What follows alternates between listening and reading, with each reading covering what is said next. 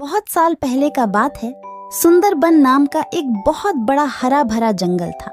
उस जंगल में बहुत सारा जानवर अपने राजा के साथ मिलजुल कर रहते थे। उस जंगल का राजा था शेर खान। वो जंगलों के जानवरों की अच्छी तरह से देखभाल करते थे। शेर खान जानवरों की कोई भी मुसीबत में मदद करते थे। इस प्रकार उस जंगल में सभी जानवरों की दिन अच्छी तरह बीत रही थी। एक दिन एक भेड़िया उनके बीच रहने आया। उनको देख बंदर स्वागत करने लगा। अरे देखो देखो, हमारा जंगल कितना सुंदर और शांत है कि दूसरे जंगल के जानवर भी यहाँ रहने आए हैं। अरे कौन है वह जो हमारे बीच रहने आया है? वो देखो, वहाँ पेड़ के नीचे खड़ा है। और भेड़िया भाई, हमारे जंगल में तुम्हारा स्वागत है। इस जंगल में हम सब मिलजुल कर रहते हैं, तुम भी हमारे साथ रहो।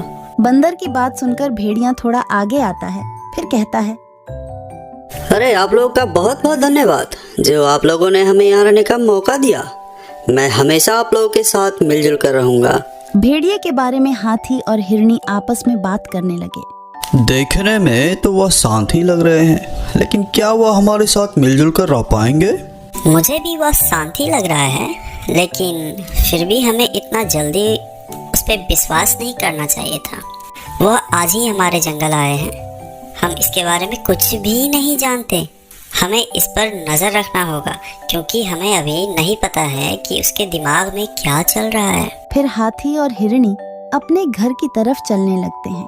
भेड़िया भी उनके पीछे पीछे आने लगता है। भेड़िया को साथ में आते देख हाथी और हिरनी रुक जाता है। फिर भेड़िया हाथी से कहता है, अरे हाथी भाई, आप बहुत अच्छे हो और मददगार भी। अरे अरे, ऐसा नहीं है। हर जीव अपने कर्म से बड़े होते हैं। मैं तो बस अपना काम कर रहा हूँ। हाथी भैया, मैं घर जा रही हूँ, मेरे बच्चे घर में अकेले हैं। अच्छा फिर ठीक है, मुझे भी जाना पड़ेगा, बहुत देर हो गया।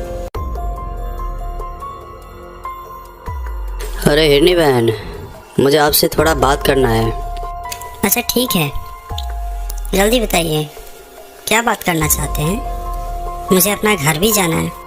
कुछ ज़्यादा नहीं, मुझे इस जंगल के राजा के बारे में जानना है।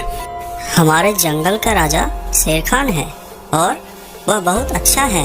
वो हम सबकी सुरक्षा करता है और सबकी मदद भी करता है। इस तरह बात करते करते भेड़िया हिरनी के घर तक पहुंच जाता है। हिरनी बहन, क्या आप यहीं पे रहते हैं? यही आपका घर है?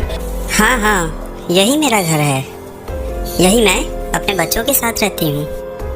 आज से मैं आपका नया दोस्त हूँ। मुझसे कोई भी मदद चाहिए तो आप मुझे बुला लीजिएगा, ठीक है?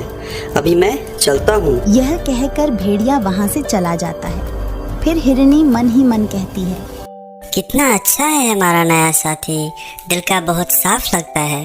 इस तरह कुछ दिन बीत जाने के बाद जंगल में एक एक करके जानवरों के बच्चे गायब होने लगते हैं। सभी बहुत चिंतित हो गए कि आखिर उन सब के बच्चे गायब कैसे हो रहे हैं। मुझे कुछ समझ में नहीं आ रही है कि आखिर हमारे बच्चे कैसे गुम हो रहे हैं, क्या कारण हो सकता है। मुझे बहुत डर भी लग रही है। हमारे बीच तो ऐसा कोई नहीं है जो अपने ही बच्चे को नुकसान पहुंचा सकता है।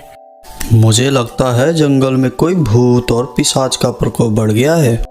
यह तो बहुत गलत हो रहा है। हमारे साथ कौन ऐसा कर सकता है? आप लोगों को अगर मेरी कुछ मदद चाहिए तो मैं हमेशा आप लोगों के लिए तैयार हूँ। मुझे लगता है हम सबको मिलकर इस समस्या का समाधान ढूंढना चाहिए। फिर सब मिलकर राजा के पास जाते हैं और अपने बच्चों की गायब होने की शिकायत करने लगते हैं। अपनी प्रजा की ऐसी बातें सुनकर राजा शेर खान बहुत दुखी हो जाता है। हमारे जंगल में यह सब क्या चल रहा है? हमारे जंगल तो सबसे शांत था, लेकिन पता नहीं हमारे जंगल को किसी की नजर लग गई है। खैर, आप लोग जाइए, मैं इस समस्या का कोई उपाय सोचता हूँ। फिर सभी जानवर अपने अपने घर वापस लौट आए और सब डर डर के रहने लगे। इधर हाथी हिरनी के घर पर जाकर इस समस्या का बात करने लगे। अब हम लोगों को ज्यादा सतर्क रहना होगा। कब क्या हो जाए कुछ बोल नहीं सकते। हाँ, आप सही बोल रहे हैं हाथी भैया। जब तक वह पकड़ा नहीं जाता, हम लोग को सावधान रहना होगा। तभी खरगोश वहाँ पर भागते हुए आता है और कहता है, अरे कोई मेरे बच्चे को बचा लो, कहीं नहीं मिल रहा है मेरा बच्चा, कोई मदद करो मेरी, कोई मदद करो। अरे यह तुम क्या कह रहे हो? अभी तो सब ठीक ठाक चल रहा था, अभी क्या हो गया? हे भगवान, ये सब क्या हो रहा है? हाँ, मैं अपने बच्चों को घर में अकेला छोड़कर बाहर काम करने गई थी। जब मैं काम करके वापस आई तो मेरा बच्चा नहीं था। मैंने सारे जगह ढूंढ लिया लेकिन वह कहीं नहीं मिले। अब मैं क्या करूं, कहाँ जाऊं? हे भगवान, यह क्या जुल्म हो रहा है हमारे बच्चों के साथ। अब तो मुझे और भी ज़्यादा डर लगने लगा है। मुझे लगता है हमारे बीच कोई जासूस है जो हमारे पल पल की खबर हमारे दुश्मनों को बता रहा है। यह बात तो तुम बिल्कुल सही कर रही हो, मुझे भी इस बात पर शक हो रहा है। ठीक है, अभी मैं चलती हूँ, मुझे बहुत देर हो गई है, मेरे बच्चे घर पे अकेले हैं। इतना कहकर वह सब अपने अपने घर चले जाते हैं। अगले दिन हिरणी अपने बच्चों को घर में अकेला रखकर जंगल में जाती है खाना ढूंढने के लिए। खाना ढूंढते ढूंढते उसे बहुत देर हो जाती है। अरे बाप रे, खाना ढूंढने में बहुत देर हो गई। मेरे बच्चे घर पर अकेला है, मुझे अब जल्दी घर जाना है। मुझे नहीं पता कि मेरे बच्चे घर पर ठीक है या नहीं। भगवान मेरे बच्चे को कोई नुकसान ना हो। इतना कहकर हिरणी भाग के अपने घर की ओर जाती है। जब वह अपने घर पहुंचते हैं तो देखते हैं कि बच्चा तो वहां पर है ही नहीं। फिर वह बाहर आकर रोने लगती है। हे भगवान, मेरे बच्चे नहीं है, अब मैं क्या करूं? आज मेरा भी बच्चा गायब हो गया। हिरणी का रोने का आवाज सुनकर खरगोश वहां पर आ जाता है। क्या हुआ हिरणी बहन, तुम रो क्यों रही हो? आज मेरा भी बच्चा गायब हो गया है। मैं बाहर गया था खाना लाने, जब मैं वापस आकर अपने घर आया तो देखा कि वहाँ पे मेरा बच्चा नहीं है। अब मैं क्या करूं? शोरगुल सुनकर हाथी भी वहां पर आ जाता है और सारी बात सुनने के बाद बोलता है, एक बार वह दरिंदा अगर मेरे हाथ आ जाए तो मैं उसे अपनी सूर में लपेट कर पटक पटक कर उसको चटनी बना दूंगा। बात करते करते उन लोगों को भेड़िया पर शक हो जाता है और वह सब मिलकर उसकी शिकायत राजा से करने जाते हैं।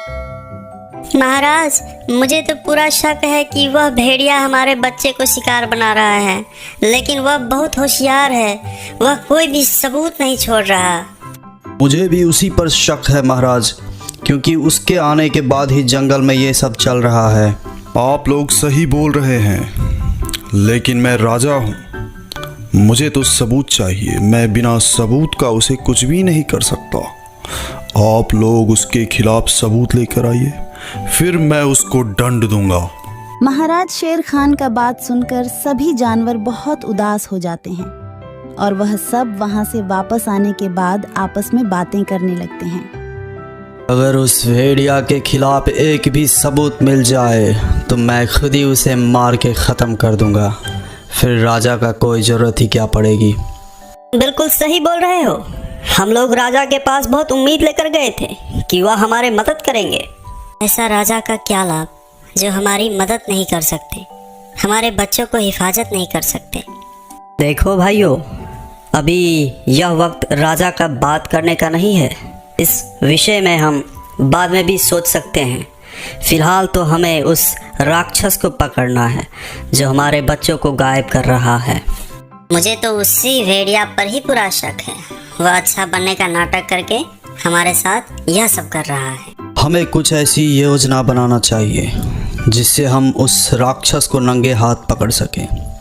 हम सब अपनी अपनी योजनाएं बनाएंगे और जिसका योजना सबसे अच्छा हुआ हम उस पर काम करेंगे। चलो राजा के पास चलते हैं। योजना के अनुसार बंदर सारे जंगल में राजा के साथ बैठक की घोषणा करता है। फिर सारे जानवर राजा के पास चलने लगते हैं। इधर भेड़िया झाड़ में छुपकर सब कुछ देख रहा था। अच्छा, तो राजा के साथ आज सारे जंगल का बैठक है, तो सारे जानवर राजा के पास ही जाएंगे, यानी सबके बच्चे घर में अकेले रहेंगे। आज मुझे फिर से शिकार करने का अच्छा मौका मिला है। फिर भेड़िया अपना शिकार ढूंढने के लिए आगे बढ़ता है। यहाँ सभी मिलकर महाराज शेर खान को भेड़िया के खिलाफ सबूत दिखाते हैं और वह बोलते हैं कि महाराज, आज भेड़िया को नंगे हाथ पकड़ने का अच्छा मौका है। फिर महाराज शेर खान जानवरों की बात मानकर उस भेड़िया का पीछा करने लगता है।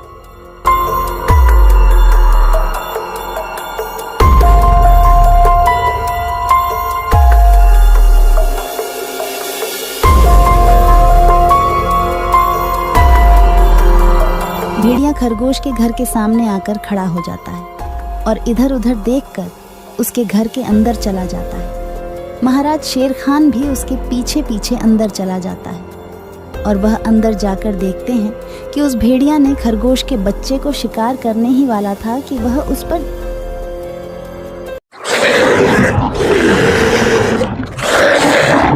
और उसे वहीं मार देते हैं। तो दोस्तों, ये कहानी से हमें यह सबक मिलती है कि हमें नए लोगों को मदद तो करनी चाहिए, लेकिन उस पे आंख बंद करके कभी भरोसा नहीं करनी चाहिए। दोस्तों, मेरे इस चैनल को ज़रूर सब्सक्राइब करें। आपका बहुत बहुत धन्यवाद। बहुत साल पहले की बात है।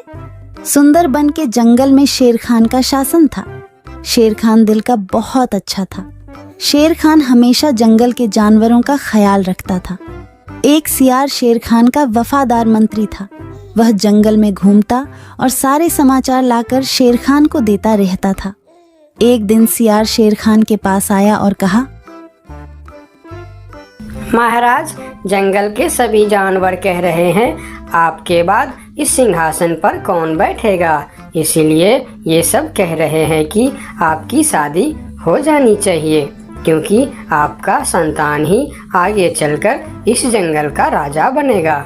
हाँ, जंगल की जानवर सही कह रहे हैं। मेरा संतान ही आगे चलकर इस जंगल का राजा बनेगा, इसीलिए मैं अवश्य शादी करूंगा। तुम शादी की तैयारियां करो। फिर शेर खान की शादी बड़ी ही धूमधाम से हो रहे थे। जंगल के सभी जानवरों को शादी में बुलाया गया था। सिर्फ एक छोटे से चूहे को छोड़कर शादी में बहुत सारा खाने पीने का इंतजाम किया गया था। सभी जानवर पेट भर खाना खाया। इधर चूहा को निमंत्रण ना मिलने के कारण वह बहुत गुस्से में था। ये शेर तो बड़ा ही घमंडी निकला। उसने मुझे शादी में ना बुलाकर मेरा अपमान किया है।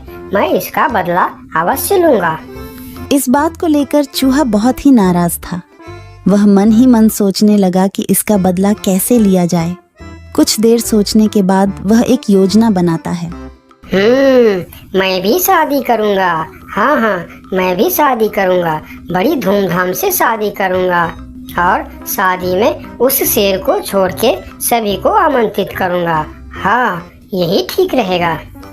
फिर चूहे ने शादी करने का फैसला कर लिया और वह अपने लिए एक दुल्हन ढूंढने निकल पड़ा। थोड़ी दूर जाने के बाद उसे एक दुल्हन दिखाई पड़ा। फिर चूहे ने उसके पास जाकर कहा, शादी तो मैं कर लूं, लेकिन इसके साथ से तो मैं बिल्कुल नहीं शादी करूंगा। मेरी दुल्हन तो उस घमंडी शेर के दुल्हन से भी सुंदर और शक्तिशाली होनी चाहिए। फिर चूहा आगे जाकर एक पेड़ के नीचे रुक गया। दुल्हन की खोज को लेकर चूहा चिंतित हो गया। वह सोच रहा था कि भला इतनी सुंदर और शक्तिशाली दुल्हन उसे कहाँ मिलेगा। यह सोचते सोचते वह चल ही रहा था कि उसकी नजर आसमान की तरफ गई। उसने देखा कि सूर्य भगवान आसमान में चमक रहे हैं। तभी उसके दिमाग के बत्ती जली। अरे वाह, सूर्य भगवान तो सबसे शक्तिशाली है। कितना तेज है उनका। यही ठीक रहेगा।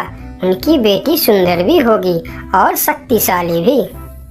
फिर चूहा एक पेड़ के नीचे ध्यान लगाते हुए बैठ गया और सूर्य भगवान को तपस्या करने लगा। ओम सूर्याय नमः, ओम सूर्याय नमः, ओम सूर्याय नमः। इधर चूहे को तपस्या करते हुए देखकर सूर्य भगवान बहुत आश्चर्य हुए कि यह नन्हा सा चूहा उनकी तपस्या क्यों कर रहा है।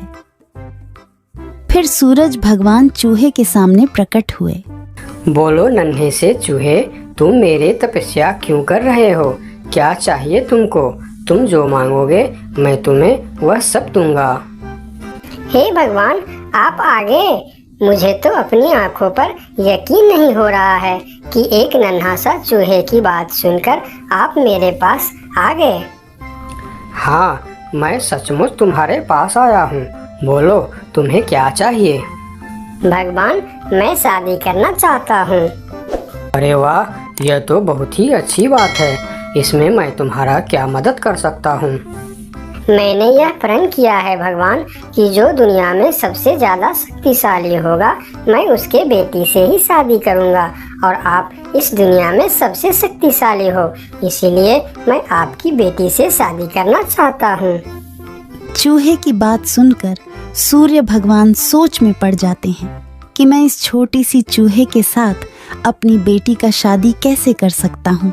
और फिर उन्होंने मन ही मन सोचने लगे, यह चूहा तो बिल्कुल पागल लग रहा है। इससे भला मैं अपनी बेटी की शादी कैसे करवा सकता हूँ? कुछ भी करके मुझे इससे छुटकारा पाना ही होगा, मगर कैसे? मुझे जल्दी कुछ करना पड़ेगा। तभी उनके मन में एक ख्याल आया और उन्होंने चूहे से कहा, अरे यह तो बहुत ही अच्छी बात है कि तुम मेरी बेटी से शादी करना चाहते हो। मुझे अपनी बेटी के लिए तुमसे अच्छा वर और कहाँ मिलेगा? सूर्य भगवान का बात सुनकर चूहा मन ही मन बहुत खुश हो गया और उसके मन में लड्डू फूटने लगे। तभी सूर्य भगवान बोलते हैं, लेकिन एक समस्या है, मैं दुनिया का सबसे शक्तिशाली नहीं हूँ और तुमने प्रण किया है कि जो दुनिया में सबसे ज़्यादा शक्तिशाली होगा तुम उसी के बेटी से शादी करोगे। अगर तुमने मेरी बेटी से शादी की तो तुम्हारा प्रण टूट जाएगा। हे भगवान, ये आप क्या बोल रहे हो? आपसे भी शक्तिशाली? आपसे शक्तिशाली भला इस दुनिया में और कौन हो सकता है? मुझसे शक्तिशाली तो वह बादल है जो अपने परछाई से मुझे भी ढक देता है। यह सुनकर चूहा आसमान की तरफ बादल को देखने लगा और बोला, अगर बादल आपसे भी ज्यादा शक्तिशाली है तो मैं फिर उसकी बेटी से ही शादी करूंगी। आप उसे नीचे बुलाइए। फिर सूर्य भगवान ने बादल को नीचे बुलाया और बादल उनकी बात मानकर धीरे धीरे नीचे आया। बादल जी, मैं आपकी बेटी से शादी करना चाहता हूँ क्योंकि आप दुनिया के सबसे शक्तिशाली हो। मैं अपने आप को बहुत बड़ा भाग्यमानी समझूंगा अगर आपकी विवाह मेरी बेटी से हुई, लेकिन मैं दुनिया का सबसे शक्तिशाली नहीं हूँ। मुझसे शक्तिशाली तो हवा है जो हमें भी उड़ाकर दूर चला जाता है। अच्छा, तो यह बात है। ठीक है, फिर मैं हवा की बेटी से ही शादी करना चाहता हूँ। आप हवा को बुलाइए।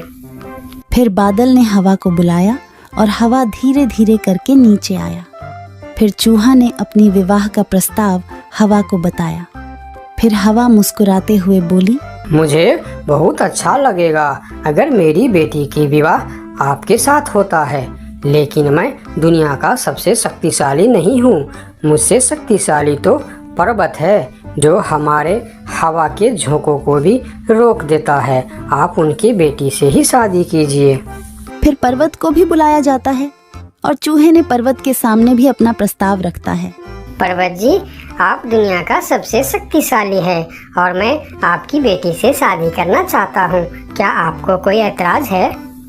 मुझे भला क्या ऐतराज हो सकता है? आप मेरी बेटी से विवाह करना चाहते हैं, यह बहुत ही अच्छी बात है, लेकिन मैं भी दुनिया का सबसे शक्तिशाली नहीं हूँ। ये आप क्या कह रहे हैं? मैं यकीन नहीं कर सकता कि आपसे शक्तिशाली भी दुनिया में और कोई होगा। हाँ है, मेरे शिखर पर एक मोटा सा चूहा रहता है। वह मुझे रोज कुतर कुतर के वहाँ एक बड़ा सा सुरंग बना लिया है और उसमें अपने बच्चों और परिवार के साथ रहता है। वह मुझसे भी शक्तिशाली है। आप उसी के बेटी से क्यों नहीं शादी कर लेते? अगर ऐसी बात है तो फिर आप मुझे ले चलो उसके पास। मैं उसके बेटी से ही शादी करना चाहता हूँ। फिर सब मिलकर उस मोटे चूहे के पास जाता है और उसके पास उस नन्हा सा चूहा का शादी का प्रस्ताव रखता है। फिर जब नन्हा चूहा उस मोटे चूहा की बेटी को देखते हैं तो वह उसे बहुत पसंद आता है और फिर उन दोनों का शादी बहुत ही धूमधाम से होता है। नन्हे चूहे ने जंगल की सारे जानवरों को निमंत्रण दिया, लेकिन शेर से बदला लेने के लिए उसने उनको निमंत्रण नहीं भेजा। जब शेर खान को इस बात की खबर होती है तो शेर खान बहुत ही गुस्सा हो जाता है और अगले दिन सियार को उस चूहे के पास भेजता है और बोलता है, उस चूहे को कल मेरी दरबार में हाजिर करो। अगले दिन सियार उस चूहे को बुलाने के लिए उसके घर पर जाता है। अरे चूहा भाई, तुमको शेर खान ने याद किया है, जल्दी चलो। चूहा सियार के साथ शेर खान के दरबार में जाता है। उसे देखते ही शेर खान चिल्लाकर बोलते हैं, क्यों रे चूहे, तुम्हारी इतनी बड़ी दुस्साहस। तुमने अपनी शादी में जंगल की सभी पक्षी और जानवरों को निमंत्रण दिया और तुमने मुझे बुलाना सही नहीं समझा। मैं इस जंगल का राजा हूँ और सबसे शक्तिशाली भी। अगर मैं चाहूँ तो तुमको एक झटके में खत्म कर सकता हूँ। मुझे माफ कर दीजिए महाराज, जब आपने अपनी शादी में पूरे जंगल को निमंत्रण दी और मुझे नहीं दी, तब मुझे भी ऐसे ही दुख हुआ था। यही एहसास दिलाने के लिए मैंने आपको निमंत्रण नहीं दिया। मुझे माफ कर दीजिए। क्यों रे सियार, तूने ऐसा क्यों किया? मैंने तो तुमको बोल दिया था कि जंगल के कोई भी पशु पक्षी छूटनी नहीं चाहिए। फिर तुमने इस चूहे को निमंत्रण क्यों नहीं दिया? मुझे माफ कर दीजिए महाराज, गलती हो गई। मैंने सोचा यह छोटा सा जीव, इसको क्या निमंत्रण देने का, इसलिए मैंने इसे छोड़ दिया था। मुझे आप माफ कर दीजिए। ठीक है, अगले बार से ध्यान रखना। मेरे लिए जंगल का हर जीव एक जैसा है।